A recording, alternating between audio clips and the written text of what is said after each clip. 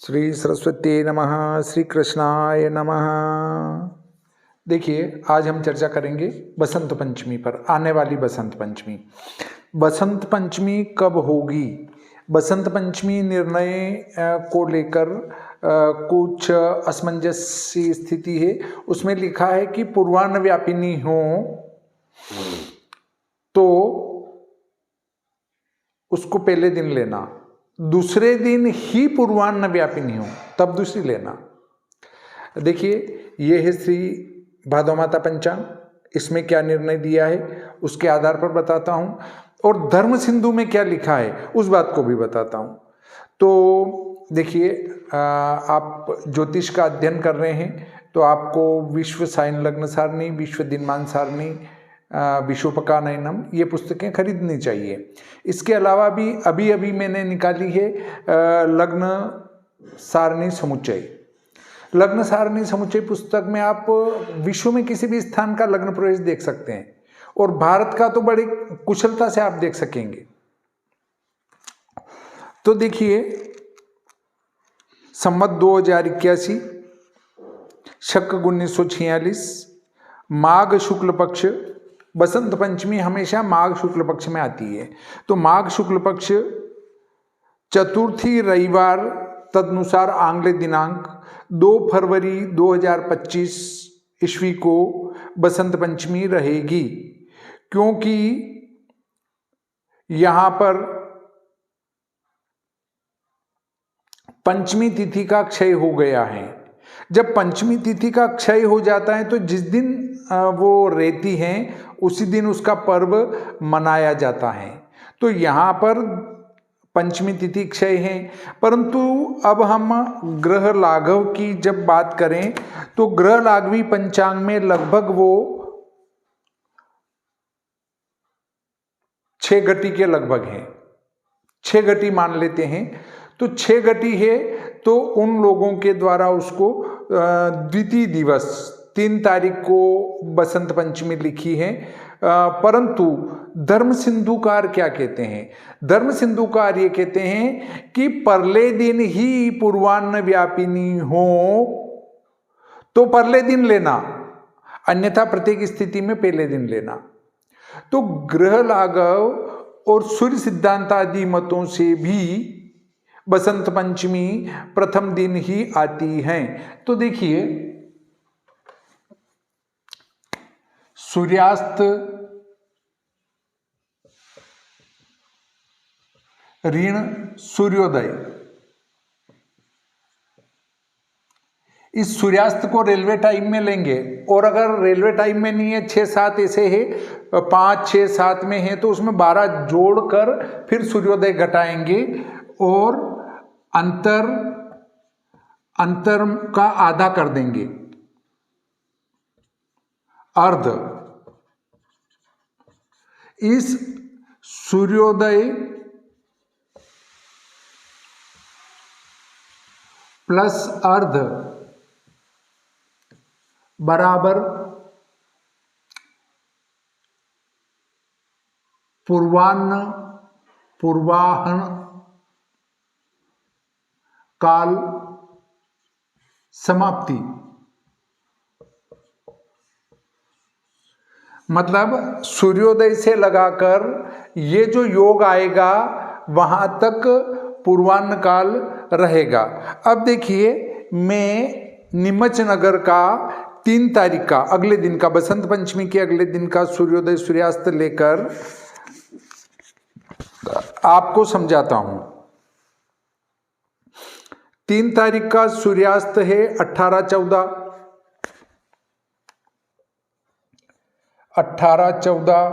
और सूर्योदय है 3 तारीख का, 3 तारीख अर्थात 3 फरवरी का 7-15।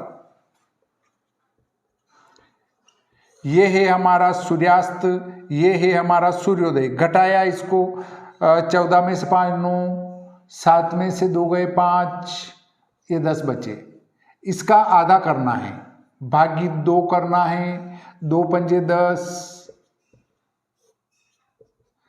59, तो मोटे रूप में 30 कर देते हैं, उन 60 में एक ही काम है, 30 कर देते हैं। अब ये 5 घंटा 30 मिनट और इसमें सूर्योदय जोड़ना है 7:15, तो 12:45 होते हैं। मतलब 7:15 से लगाकर 12:45 तक ये पूर्वाह्न है, पूर्वाह्न काल। अगर 12:44 पर भी अगर दूसरे दिन 3 तारीख को पंचमी समाप्त होती है तो भी बसंत पंचमी एक दिन पहले होगी। ये मैंने 3 तारीख का ले लिया है, आप एक दिन पहले का लेंगे तो 1 आध मिनट कम ज़्यादा उससे कोई फर्क नहीं पड़ना है। गणित इसी प्रकार से करना है कि यदि चतुर्थी के दिन ये जो पूर्वाह्न काल की समाप्ति आई है, इससे 1 मिनट पूर्व भी यदि पंचमी प्रवेश हो रही है तो बसंत पंचमी चतुर्थी को मनाई जाएगी।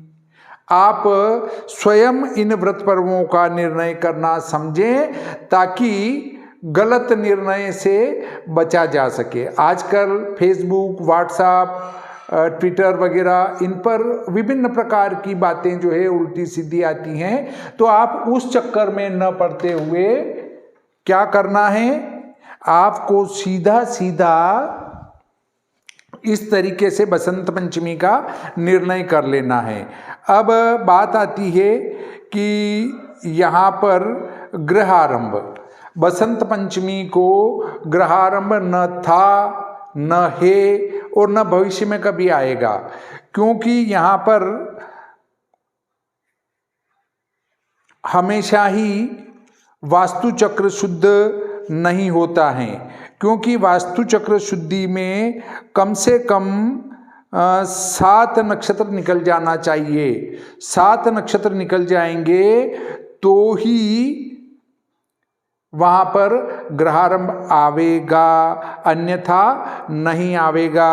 अब ऐसे ही ग्रह प्रवेश पर विचार करें तो ग्रह प्रवेश में क्या स्थिति बनती है, कलश चक्र में 5 तक उदास हैं, फिर धन है। तो देखिए इस बसंत पंचमी को मतलब 2 तारीख को तो ग्रह प्रवेश का मुहूर्त नहीं बनता है, परंतु कभी बन सकता है, ग्रह प्रवेश का कभी बन सकता है। यहाँ पर ग्रहारंभ का मुहूर्त न था, न है, न रहेगा, इसलिए बसंत पंचमी पर कभी भी ग्रहारंभ न करें। और आप विस्तृत जानकारी चाहते हैं तो इसके लिए आप मेरी पुस्तकों का, श्री भादो माता पंचांग का अध्ययन करें और कोशिश करेंगे कि ज्योतिष की और भी पुस्तकें निकालें ताकि आप लोगों को संपूर्ण ज्ञान की प्राप्ति हो सके। वैसे संपूर्ण तो ईश्वर हैं, हम तो सब हाड़ मांस के पुतले हैं, हमको संपूर्ण ज्ञान न था, न है और न कभी होगा। और अगर कोई कहता है कि मैं तो संपूर्ण हो चुका हूँ, मुझे ज्योतिष का पूरा ज्ञान है, तो सोच लो कि उसको कुछ भी नहीं आता है, वो केवल एक फेंक पट्टी मात्र कर रहा है, कुछ भी जानकारी नहीं है। क्योंकि ज्योतिष अथाह सागर हैं, उसमें से एक बूंद मात्र को ग्रहण किया जा सकता है, संपूर्ण ज्ञान प्राप्त नहीं किया जा सकता है। फिर भी कोशिश करेंगे कि धीरे धीरे पुस्तकें ऐसी निकाली जावे ताकि आपको ज्योतिष के अध्ययन के लिए और कहीं से पुस्तकें मंगाने की आवश्यकता ही नहीं लगे। तो पंचांग निर्माण पर भी पुस्तक निकालने का विचार है, जन्म पत्रिका निर्माण पर भी पुस्तक निकालने का विचार है। अभी अभी का विचार है कि ग्रह लाघवी सारणी लिखी जावे या बनाई जावे, या वर्षफल की पुस्तक, या वैज्ञानिक तरीके से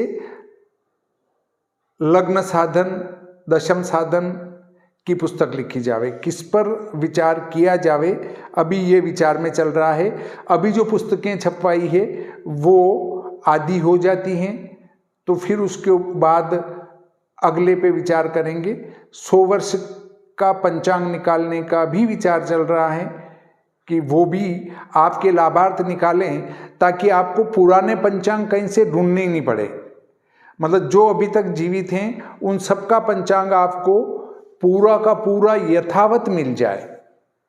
तो इस प्रकार आपके सुझाव भी आमंत्रित हैं और आज का ये प्रकरण यहीं समाप्त करते हैं। श्री सरस्वती नमः। श्री कृष्णाय नमः।